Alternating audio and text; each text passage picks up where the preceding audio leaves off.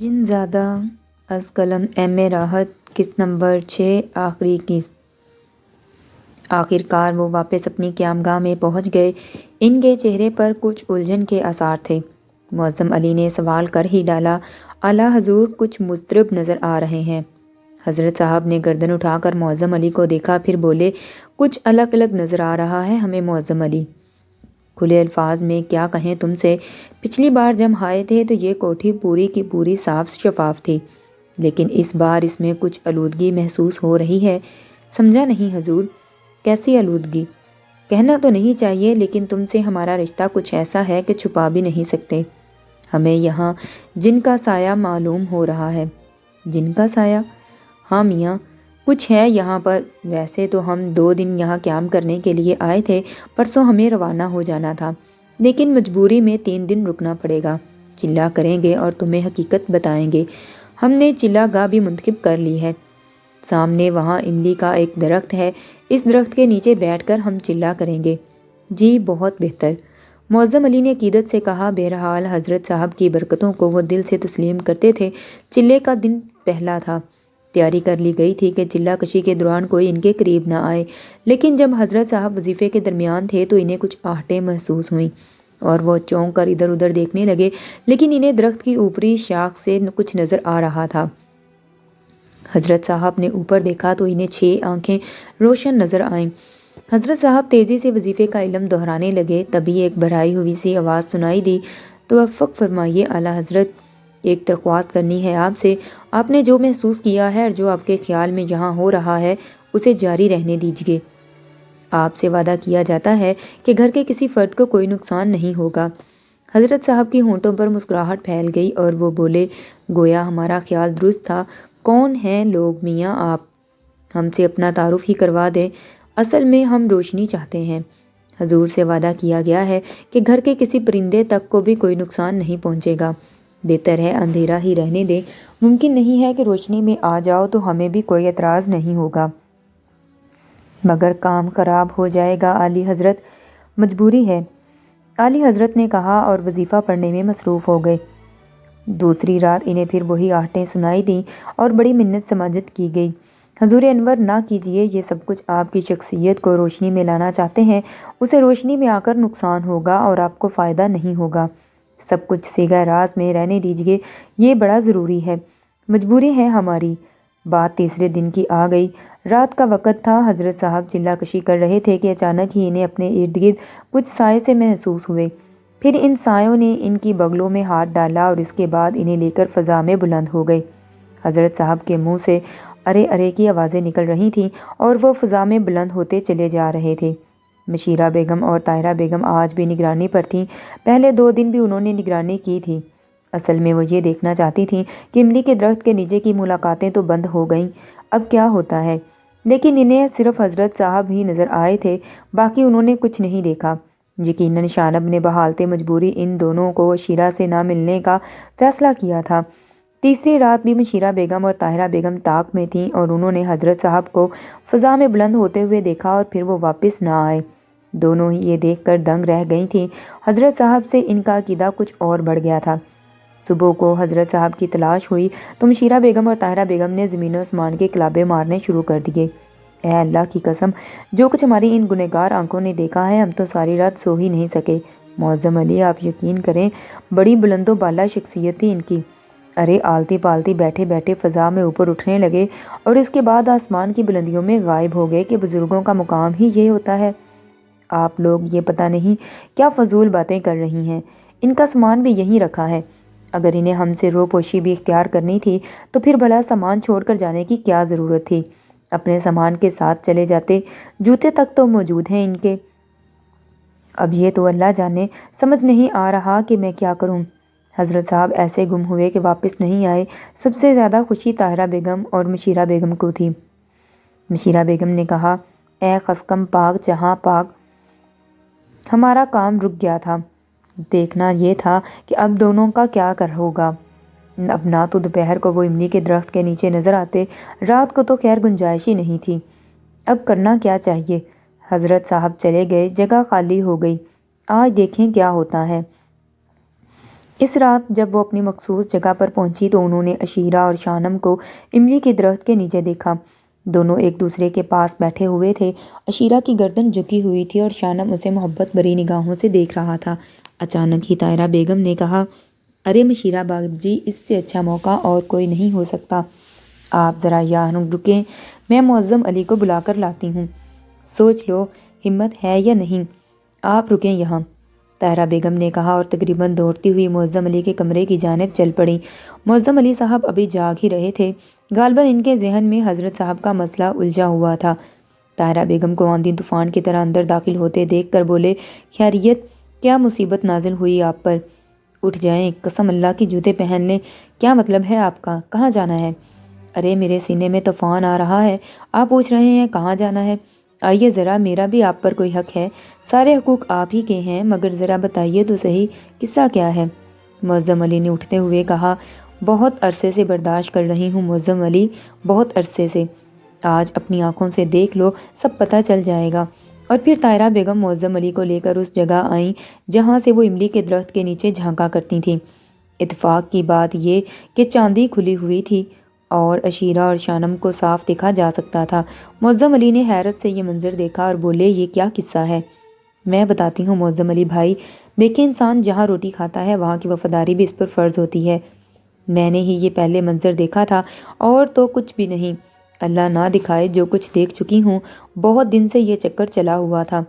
سوچا تھا کسی وقت تمہیں لا کر دکھایا جائے گا تاکہ یہ نہ سمجھو کہ ہم دونوں بہنیں مل کر تمہاری بچیدگی کے خلاف تمہیں بھٹکا رہی ہیں، مگر ہمت نہیں پڑتی تھی۔ ارے ہم تو بہت دن سے یہ کھیل دیکھ رہے ہیں، پھر حضرت صاحب آ گئے تو ارادہ ملتوی کر دیا۔ اب اللہ جانے وہ کہاں چلے گئے۔ 3 دن سے امن امان تھا، لیکن آج پھر وہ دھڑکتے دل املی کے اس پیڑ کے نیچے پہنچ گئے۔ یہ ڈرائیور شانم مجھے تو زیادہ شریف معلوم ہوا تھا۔ بس معظم علی، کیا زبان کھولی جائے، سبھی شہزادے ہوتے ہی ہیں، پر ایک بات سوچی ہے ہم دونوں بہنوں نے مل کر؟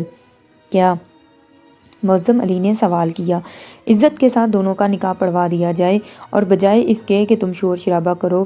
دیکھو معظم علی، اس سے اچھی اور کوئی بات نہیں ہوگی جو تم سے کہی جا رہی ہے۔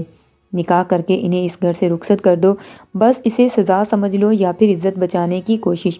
معظم علی پرخیال انداز میں گردن ہلانے لگے، پھر وہ کسی سے کچھ کہے بغیر واپس چل پڑے اور مشیرہ بیگم اور طاہرہ بیگم ایک دوسرے کی صورت دیکھنے لگیں۔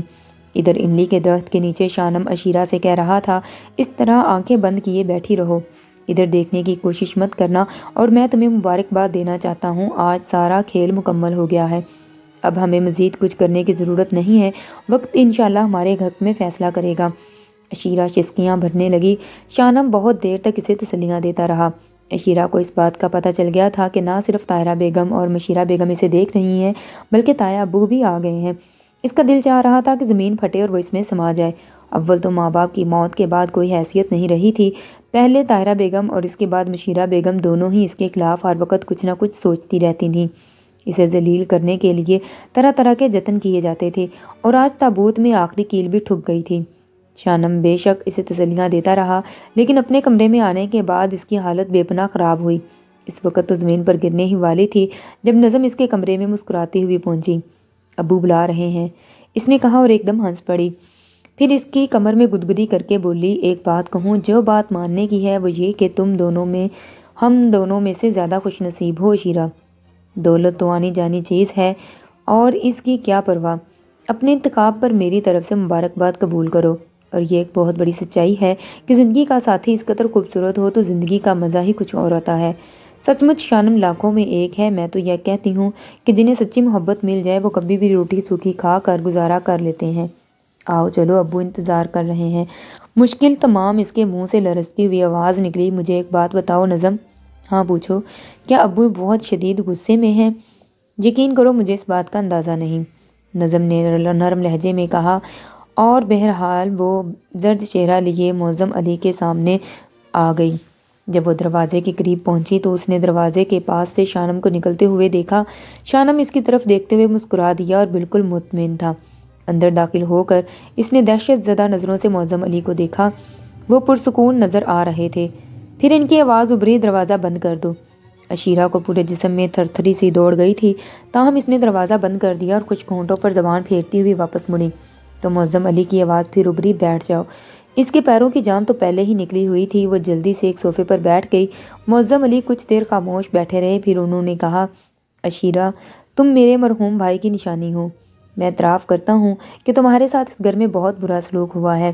میں یہ بھی اعتراف کرتا ہوں کہ میں ایک کمزور انسان ہوں اور اس کمزوری کی وجہ سے میں تمہارے ساتھ ہونے والی ناانصافیاں نہیں روک سکا۔ لیکن تم یقین کرو اشیرہ، میں نے ہمیشہ تمہارے لیے دعائیں کی ہیں۔ میرے دل میں آرزو تھی کہ تمہاری تمام محرومیاں سسرال جا کر اور اچھا شوہر پا کر دور ہو جائیں، اور میں اس کے لیے تگ و دو بھی کر رہا تھا۔ مجھے معلوم ہوا کہ تم نے اپنے لیے شانم کا انتخاب کر لیا ہے۔ بے شک جہاں تک میں نے شانم کا جائزہ لیا ہے وہ بہت اچھا نوجوان ہے، خوش شکل بھی ہے اور خوش مزاج بھی، لیکن بیٹے تم جانتی ہو وہ ایک معمولی ڈرائیور ہے اور مجھے اس پر کوئی اعتراض نہیں۔ اگر تم اس کے ساتھ خوش رہ سکتی ہو تو ٹھیک ہے، لیکن بیٹے اس کے بعد میں اسے یہاں نہیں رکھ سکوں گا۔ تمہیں اس بات کا اندازہ ہے؟ مشیرہ کے کانوں میں سائیں سائیں ہو رہی تھی، اس کی زبان تالو سے چپکی ہوئی تھی۔ معظم علی چند لمحات بعد پھر بولے، تم اگر شانم کے ساتھ خوش رہ سکتی ہو تو صرف گردن ہلا دو، یہ تمہاری زندگی کے لیے رضامندی ظاہر ہوگی۔ نہ جانے کس وقت اشیرہ کی گردن ہل گئی تھی۔ معظم علی صاحب نے کہا، ٹھیک ہے میری بچی، اللہ تمہارا دامن خوشیوں سے بھر دے۔ دوسرے دن معظم علی نے شانم کو اپنے کمرے میں بلایا۔ شانم کے انداز میں کوئی بھی خوف نہیں تھا۔ میں کسی تمہید میں وقت ضائع نہیں کرنا چاہتا، مجھے بتاؤ کہ کیا تم اشیرہ سے شادی کرنا چاہتے ہو؟ جی ہاں، اس نے بے جھجک کہا۔ معظم علی نے کرخت نگاہوں سے اسے دیکھا، پھر بولے، اس ضرورت پر میں تمہارے خلاف بھی کوئی قدم نہیں اٹھا سکتا۔ تمہیں ضرور علم ہوگا کہ وہ میرے معصوم بھائی کی اولاد ہے اور کسی بھی طرح نظم اور نثر سے کم نہیں ہے۔ جی مجھے معلوم ہے، شانم نے سادگی سے کہا۔ معظم علی کو احساس ہوا کہ جیسے وہ طنز کر رہا ہو۔ وہ ایک دم شرمندہ ہو گئے، کچھ لمحے خاموش رہے اور پھر بولے، اور یہ بھی سوچ لینا کہ اگر اس گھر سے اسے کچھ بھی نہیں ملے گا، اگر یہ معلوم ہونے کے بعد بھی وہ اس خاندان کی لڑکی ہے اور اپنے ساتھ بھاری بھاری جہیز لائے گی، تم اس کی طرف متوجہ ہوئے ہو تو اپنی یہ غلط فہمی دور کر لو۔ اس کے علاوہ تمہیں یہ نوکری بھی چھوڑنی پڑے گی، کیونکہ اس کے بعد میں تمہیں ملازم نہیں رکھ سکتا۔ جی، ہر بات میں جی؟ کہاں رکھو گے اسے؟ آپ مطمئن رہیں، ہم جہاں بھی رہیں گے خوش رہیں گے۔ ٹھیک ہے، میں انتظار کر کے 1-2 دن میں تمہارا نکاح کا بندوبست کر دیتا ہوں۔ اس دوران تم اپنے لیے رہائش کا بندوبست کر لو۔ بہت بہتر، تم جا سکتے ہو، معظم علی نے کہا۔ تو پھر شانم کے جانے کے بعد دیر تک سوچ میں ڈوبے رہے تھے۔ اس کے بعد وہ اپنی جگہ سے اٹھے اور اس کمرے میں پہنچ گئے جہاں مشیرہ بیگم اور طاہرہ بیگم سر جوڑے بیٹھی تھیں۔ معظم علی کو دیکھ کر وہ سنبھل گئیں۔ آپ دونوں کا مشورہ ہے کہ میں اشیرہ کا نکاح شانم کے ساتھ کر دوں، فیصلہ تو آپ خود بھی کر سکتے ہیں، سب کچھ آپ کے علم میں آ چکا ہے۔ آپ اسے جہیز میں کیا دیں گے؟ پھوٹی کوڑی بھی نہیں، میرے آگے 2 بچیاں ہیں۔ میں خود سوچتی ہوں کہ مگر دولت اور جائیداد میں بھی اس کا حصہ ہوا۔ دیکھیں معظم علی، اپنے اور آپ کی جان ایک کر دوں گی، اس نے جو گل کھلائے ہیں اللہ نہ کرے کہ میری بچیاں بھی کھلائیں۔ اس کا جلد نکاح پڑھیں اور رفو چکر کریں۔ اور دونوں کو، طاہرہ بیگم نے گراتے ہوئے کہا، پرسوں ان کا نکاح کیے دیتے ہیں اور 1 آدھ دن میں شانم اپنی رہائش کا بندوبست کر لے گا، پھر دونوں یہاں سے چلے جائیں گے، یہی ان دونوں کے لیے بہتر ہے، طاہرہ بیگم نے کہا۔ تیسرے دن شانم کو قاضی لے آئے اور بڑی سادگی سے اشیرہ اور شانم کا نکاح منتقل کر دیا گیا۔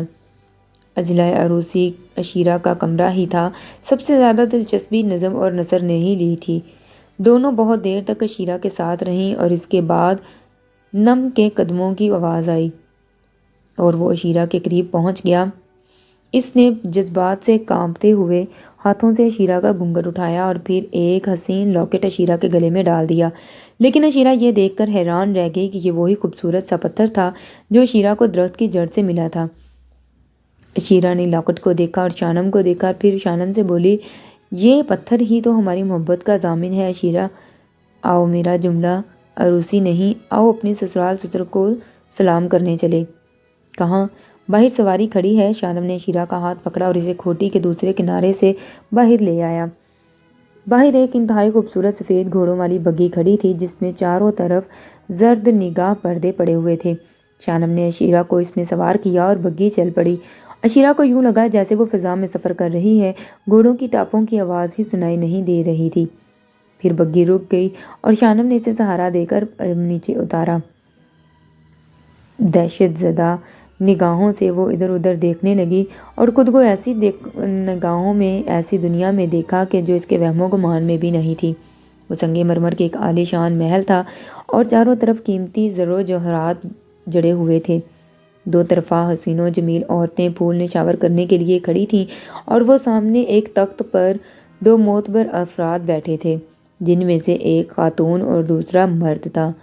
میرے ماں باپ، شانم نے خاموشی سے کہا، خوش آمدید دلہن، ہمیشہ خوش رہو۔ دونوں نے دعائیں دیں اور زر و جواہر اس پر نثار کیے۔ اسے سر سے پاؤں تک جواہرات میں لاد دیا گیا۔ اشیرہ خواب کی سی کیفیت کا شکار تھی۔ رات کے 3 بجے اس محل کے ایک کمرے میں پہنچا دیا گیا۔ مشیرہ پاگلوں کی طرح اس کا کمرہ دیکھ رہی تھی، جبکہ بیروں کی لڑیوں سے سجایا گیا تھا اس کمرے کو۔ کمرے کی دونواروں پر ہیرے جوڑے ہوئے تھے جس سے قوسِ قزح متشر ہو رہی تھی۔ سامنے ہی سونے کا چھتر یعنی خط موجود تھا۔ مشیرہ نے بے قراری سے پوچھا، شانم یہ سب کیا ہے؟ تمہارا گھر ہے؟ مشیرہ، یہ سب کچھ تمہارا ہے، لیکن تم معمولی سی نوکری کیوں کر رہے تھے؟ تمہارے لیے اشیرہ، اس رات میں نے تمہیں شاہ غازی کے مزار پر دیکھا تھا، بس میں نے خود کو تمہارے لیے وقف کر دیا اور جو کچھ بھی کیا وہ تمہارے لیے کہا اور کیا۔ میرے والدین مجھے نثار سے اجازت دے دی اور اگر وہ اعتراض نہ کریں تو مگر وہ تمہارے علم میں سے بہتر ہے۔ بہت سی ایسی باتیں جو میری سمجھ میں آج تک نہیں آئیں۔ وہ نہ جانے کون تھا جو میرے سارے کام کر دیتا تھا۔ اشیرہ بولی، آہستہ آہستہ سب سمجھ آ جائے گا ملکہ عالیہ، شانم نے مسکراتے ہوئے کہا۔ جی تو دوستو، کہانی کا اختتام آپ کو کیسا لگا مجھے کمنٹ سیکشن میں ضرور بتائیں۔ ویڈیو اچھی لگی ہو تو میرے چینل کو سبسکرائب کریں، ویڈیو کو لائک کریں، شیئر کریں۔ اللہ حافظ۔